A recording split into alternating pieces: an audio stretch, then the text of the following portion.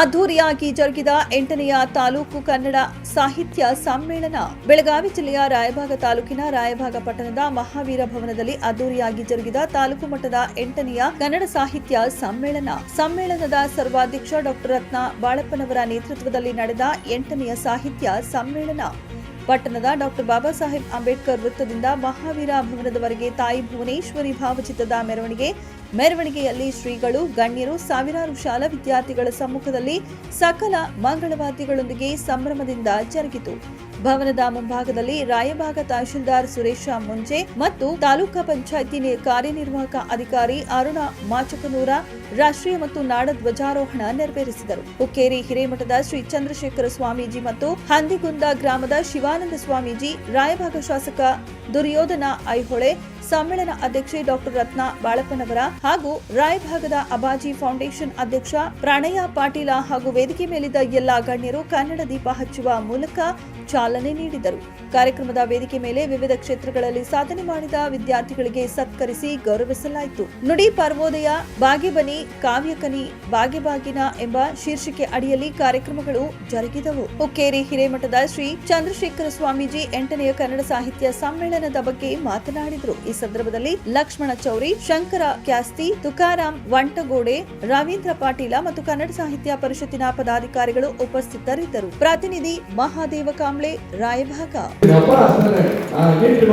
ಕನ್ನಡಕ್ಕಾಗಿ ನಮ್ಮ ಬದುಕಿರ್ಬೇಕು ಮಾತನ್ನು ಹೇಳ್ತಾ ನಾನು ಬರುವಾಗ ನಮ್ಮಲ್ಲಿ ಅಂಗಡಿ ಸರದಿ ಅಂತ ಹೇಳಿ ಗೋವಾದ ಹೇಳಿದ್ದೇವೆ ನಮ್ಮ ಅಂಗಡಿಯವರಿಗೆ. ಅಲ್ಲಿ ಇಲ್ಲಿ ಹುಡುಗ ಗೋವಾ ಕನ್ನಡ ಅನ್ನುವ ಟಿವಿಯನ್ನ ಅಲ್ಲಿ ಚೆನ್ನಾಗಿ ಆರಂಭ ಮಾಡಿದ್ದಾರೆ. ಅದನ್ನು ಮಾತ್ರ ಹೇಳಬಾರ್ದಾಗಿದ್ದೇನೆ, ನಾನು ಬಿಟ್ಟು ಬರ್ತೀನಿ ಅಂತ ಹೇಳಿ ಇಲ್ಲಿಂದ ಅಲ್ಲಿ ಹೋಗಿ ಕನ್ನಡವನ್ನು ಬಹಳಷ್ಟು ಜನ ಗೋವಾದಲ್ಲಿ ಕಲಿಸ್ತಾ ಇದ್ದಾರೆ. ಅದಕ್ಕೆ ಕನ್ನಡ ಅನ್ನೋದು ನಮ್ಮ ಬದುಕಾಗಿ ಮಾತನ್ನು ಹೇಳ್ತಾ ಸಮಯ ಬಹಳ ಆಗಿರೋದ್ರಿಂದ ನಾವು ಮಾತಾಡೋರನ್ನೇ ಮೈಕಿನ ಮುಂದೆ ನಿಂತ ಸಾಹಿತಿ, ಕನ್ನಡಿ ಮುಂದೆ ನಿಂತ ಇವರಿಗಿಲ್ಲ ಸಮಯದ ಮಿತಿ ಅಂತೆ.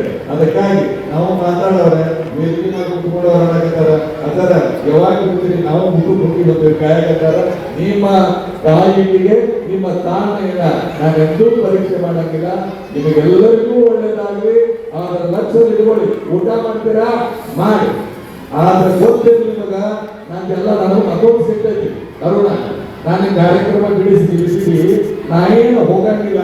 ಕಾರ್ಯಕ್ರಮ ವೇದಿಕೆಯ ಪೂರ್ಣ ತುಂಬಿರ್ಲಿಲ್ಲ ಅಂತಂದ್ರ ನಿಮ್ಮನೆ ನಾನು ಬಿಡಂಗಿಲ್ಲ.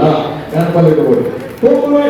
ಕನ್ನಡದ ಕಾರ್ಯಕ್ರಮಗಳು ಖಾಲಿ ಕುರ್ಚಿ ಇತ್ತು ಅಂತಂದ್ರೆ ನಿಮಗೆ ನೀವೇ ಅವಮಾನ ಮಾಡಿಕೊಂಡ ಹಾಗೆ ಇದು ಗೊತ್ತಿರಲಿ. ನಿಮಗೆ ನಮ್ಮ ಮಾಹಿತಿಗಳನ್ನು ಪದ ಪ್ರಯೋಗ ಮಾಡುವಾಗ ವೇದಿಕೆಯ ಮೇಲಿರುವ ಗಣ್ಯರೇ, ಮುಂದೆ ಇರುವ ಮಾನ್ಯರೇ, ಅದನ್ನ ನಮ್ಗಿಂತ ಹೆಚ್ಚು ನಿಮಗೆ ಅಂದ್ಮೇಲೆ ನೀವು ಕುರ್ಚಿ ಖಾಲಿ ಮಾಡಿದ್ದೀರಿ ಅಂತಂದ್ರೆ ಪ್ರಯೋಜನೇನು?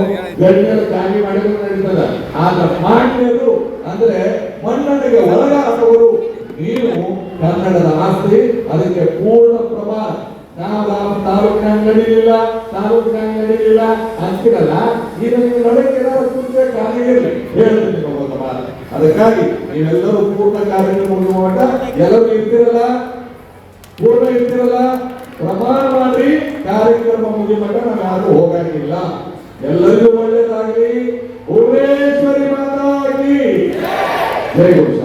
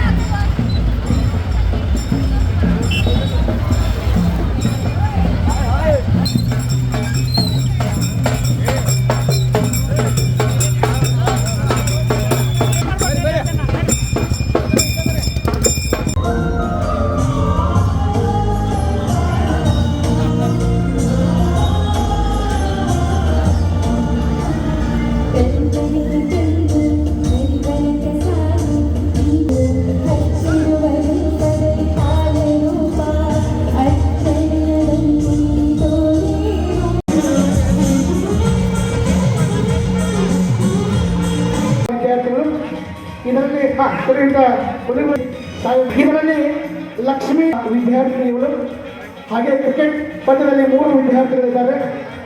ಹ್ಯಾಂಡ್ಬಾಲ್ ಅಲ್ಲಿ 2 ವಿದ್ಯಾರ್ಥಿಗಳಿಗೆ ಆ ಕ್ರೀಡೆಗಳಲ್ಲಿ ಭಾಗವಹಿಸುವಂತಹ ಪರಂಪರೆಯನ್ನು ನಾವೆಲ್ಲರೂ ಕೂಡ ಬೆಳೆಸಿದ್ದಾರೆ.